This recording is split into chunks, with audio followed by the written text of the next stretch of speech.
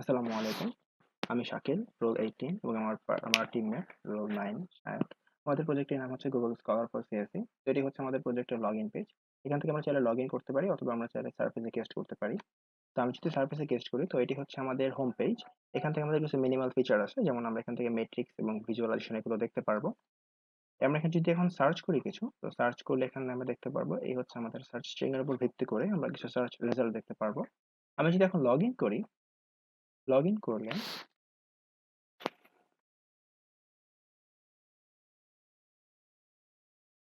আমরা দেখতে পাচ্ছি লগইন করার পর আমাদের কিছু ফিচার বেড়ে গেছে। যেমন এখানে my profile, my library add হয়েছে এবং এখানে অ্যালার্ট, মেট্রিক্স, সোশ্যালস এগুলো এড হয়েছে। তো এখন যদি আমরা কিছু সার্চ করি, সার্চ করলে আমরা দেখতে পাবো আমাদের সার্চ স্ট্রিংয়ের ভিত্তি করে আমরা কিছু ডকুমেন্ট দেখতে পারবো। তো এখান থেকে আমরা ডকুমেন্ট টাইটেল দেখতে পাচ্ছি, ডকুমেন্টের অথর দেখতে পাচ্ছি। আমরা এখান থেকে চাইলে যেকোনো অথরের উপর ক্লিক করে তার প্রোফাইল দেখতে পারবো। যদি তার প্রোফাইল পাবলিক করা থাকে, যেমন এখানে এই রিসার্চারের প্রোফাইল পাবলিক করা না, আমরা যদি তাই ক্লিক করি, ক্লিক করে আমরা তার প্রোফাইল দেখতে পারবো এটা পাবলিক করা আছে। তো যদি পাবলিক করা না থাকে তাহলে আমরা দেখতে পারবো না।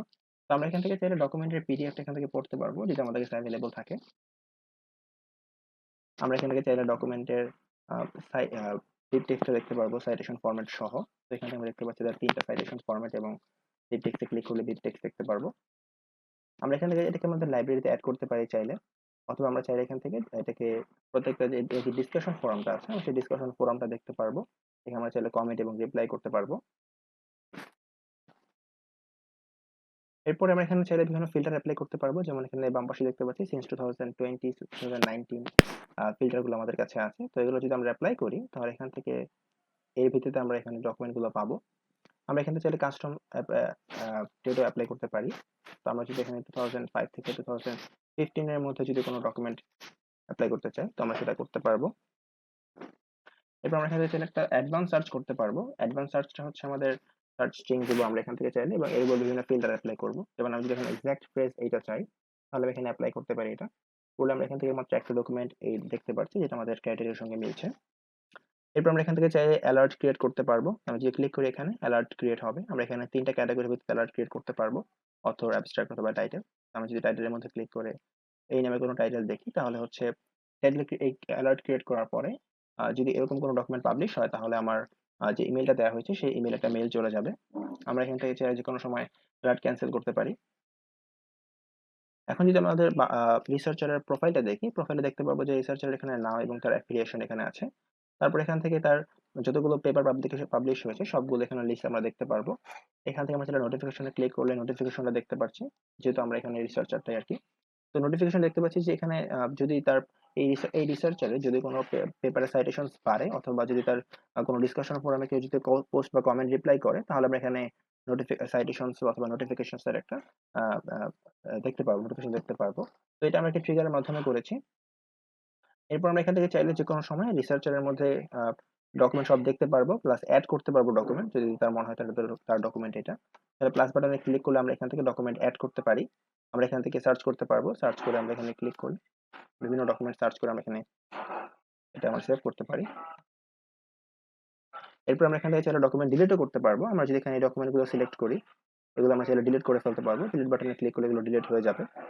এগুলো ডিলিট হয়ে গেছে।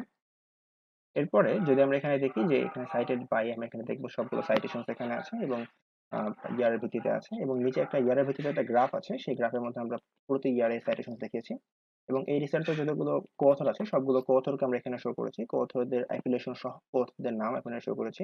আমরা চাইলে কোঅথরদের প্রোফাইল ভিউ করতে পারি। তো এখানে প্রোফাইল ভিউ করতে পারছি, এটি পাবলিক বলে, পাবলিক না হলে ভিউ করা যেত না। এরপর আমরা এখান থেকে এডিট করতে পারি আমাদের প্রোফাইল এডিট করার সময় আমরা এখান থেকে যে কোনো ফাইল চুজ করে আমরা এখানে ইমেজ চুজ করতে পারি।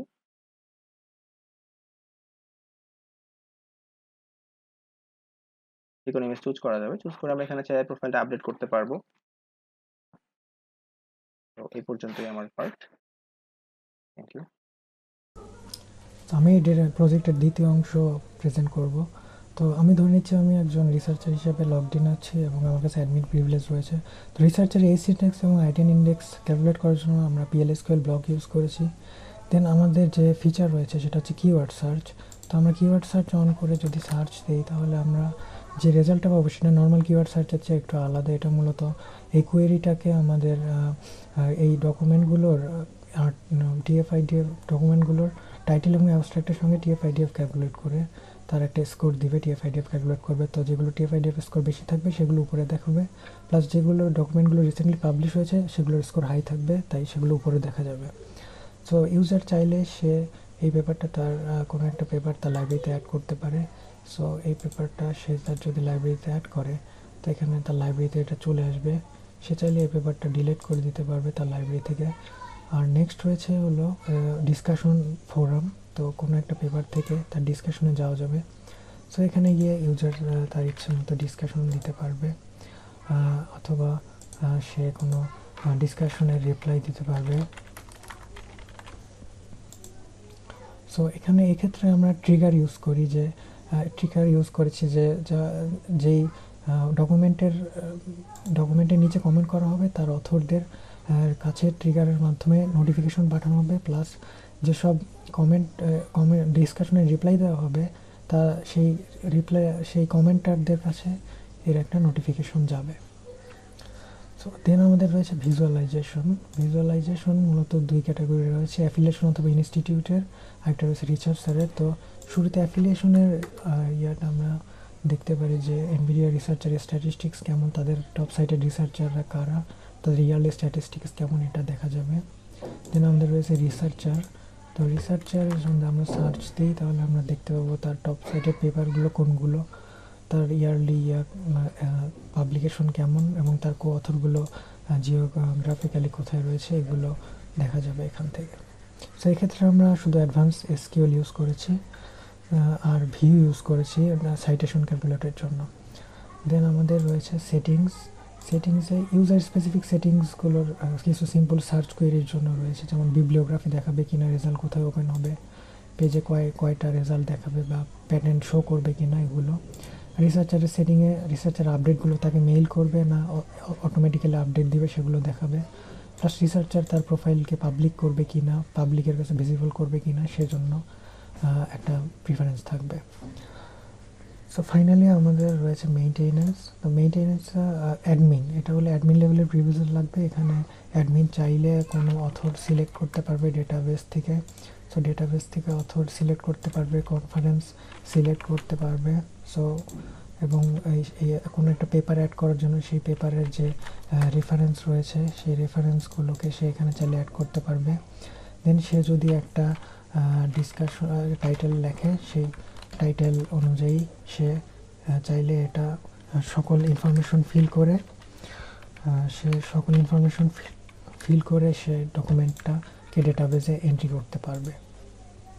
সো এখন অ্যাডমিন যদি এই ডকুমেন্টটা ডেটাবেসে এন্ট্রি করে তাহলে এই যতগুলো রেফারেন্স রয়েছে তাদের সব অথরের কাছে একটা করে নোটিফিকেশন যাবে যে তাদের সাইটেশন বাড়ানো হয়েছে। এটা আমরা ট্রিগারের মাধ্যমে করেছি। So thanks for your attention. আমাদের প্রজেক্ট এ পর্যন্তই।